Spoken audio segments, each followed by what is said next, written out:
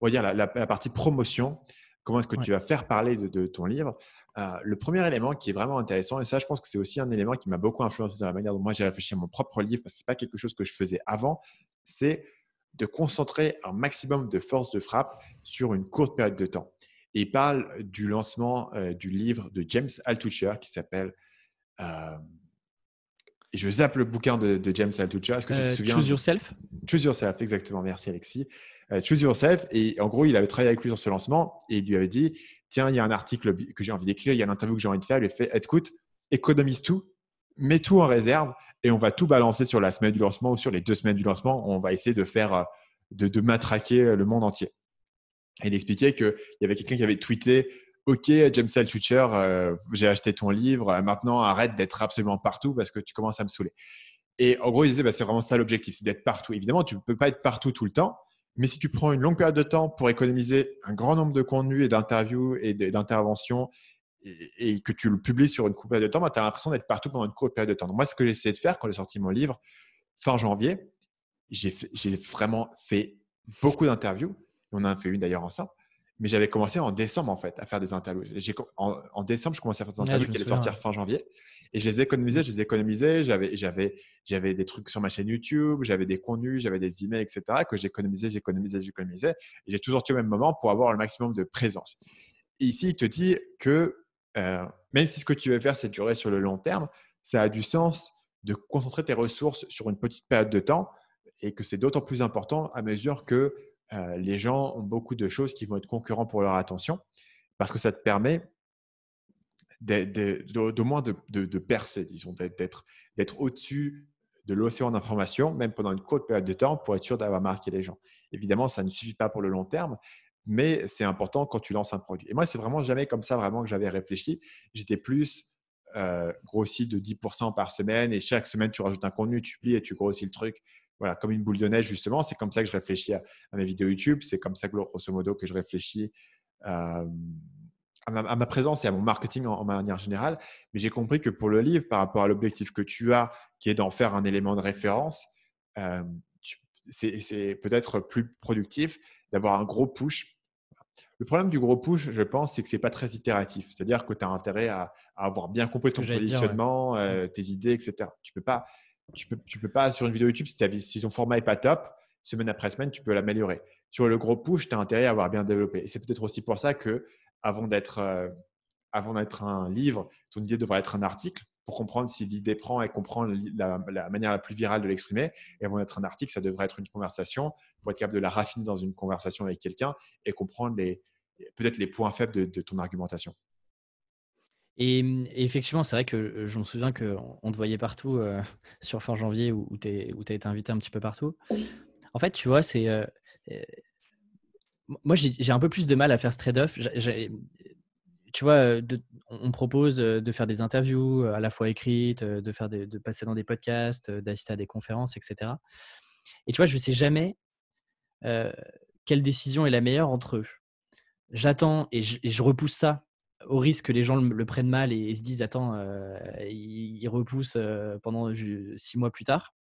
Versus te dire, bah, est-ce que ton marketing, tu le commences pas pendant que tu es en train d'écrire le livre et que c'est pas, par exemple, une bonne opportunité de, je sais pas, faire grossir ta liste email, commencer à tester aussi quelques éléments de langage sur ton livre, etc. Tu vois, c'est super difficile de te dire où est-ce que tu mets le curseur, quoi, entre tu refuses tout et t'espères que bah, les gens seront toujours dispo pour que tu puisses parler de toi, du livre, etc.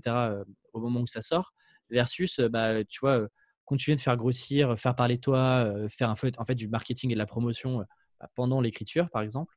C'est pas simple, je trouve.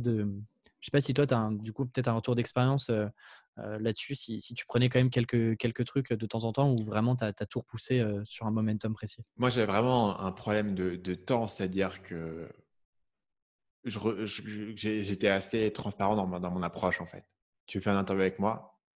Ouais, en ce moment, j'en fais pas. Je ne ferai pas d'interview avant telle date, parce que j'écris mon livre et je n'ai pas le temps de faire d'interview. Mais quand mon livre est terminé, là, justement, je serai très dispo pour faire des interviews. Et donc, du coup, ce que je peux faire, c'est te recontacter à ce moment-là. C'est vraiment ce que je faisais. J'étais très transparent sur le fait que, techniquement, je n'avais pas le temps de le faire. Et je n'avais pas le temps de faire même mon propre podcast. Je n'avais pas le temps de le faire. Je n'avais pas le temps de faire de vidéos. J'avais voilà, j'étais vraiment focus sur le livre. C'est pas que j'avais pas le temps de le faire. Disons que quand on dit j'ai pas le temps, ça reflète une question de priorité. C'est que je pouvais Bien pas sûr. me permettre de faire d'autres types de contenus et avancer suffisamment sur le livre qui prenait déjà beaucoup d'énergie. Donc, du coup, je choisissais de focaliser 100% de mon énergie ou proche de 100%. C'était jamais 100%, mais mettons, c'était proche de 100% de l'énergie créative qui était disponible en dehors des tâches de gestion et de management qui sont indécalables. Donc, c'est comme ça vraiment moi que je l'ai géré. Euh, Évidemment, je pense que le facteur ici, c'est vraiment euh, quelle est la base qui est installée. Je suppose que James Altucher, au moment où il sort son livre, il a déjà une base qui est installée. S'il avait zéro base, le problème, c'est que le gros push à partir de zéro base et à partir d'aucun message qui est raffiné, aucun positionnement, il peut être compliqué. Donc, du coup, tu as des chances qu'au contraire, ton gros push, comme il n'a aucune base pour être multiplié, il soit dispersé. Alors que s'il avait une base déjà, il aurait été multiplié. Donc, il y a un côté de construire la base au fil du temps, mais sur le lancement du produit en lui-même, essayer d'avoir un gros push à ce moment-là. La question, c'est est-ce que tu peux avoir le beurre et l'argent du beurre, passer chez les gens une première fois et et voir avec eux si le jour où ça sort, ils peuvent pas, je sais pas, rediffuser l'interview, la Mm. republier ou faire une autre interview, partager ton livre, tu vois, avoir un peu un deuxième coup qui est d'avoir un push à ce moment-là, mais ça n'empêche pas forcément de le construire sur le temps. Et je pense que la question, c'est comment est-ce que tu peux saturer le truc pendant une courte période, mais ça ne veut pas dire que la meilleure manière de se promouvoir, c'est de faire une courte période. La meilleure manière de se promouvoir, c'est sur le temps et d'avoir cet effet boule de neige au fil du temps. Mais pour pousser un produit en particulier, si tu veux, comme dans mon cas, avoir un livre qui va un peu saturer le marché, je ne peux pas saturer le marché en parlant à la fin de chaque vidéo.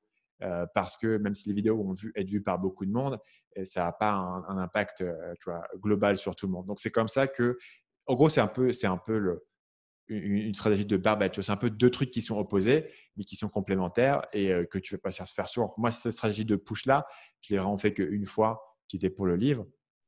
Et je ne pense pas le refaire. Tu vois, il y a rien qui vraiment pourrait le justifier. Il n'y a rien qui me donnerait l'idée de il faut que je sature le marché. Mm. Et je pense que c'est spécifique à un livre, parce qu'un livre, il y a un côté de si tout le monde en parle, si tout le monde le lit, tu as envie de le lire aussi. Tu vois.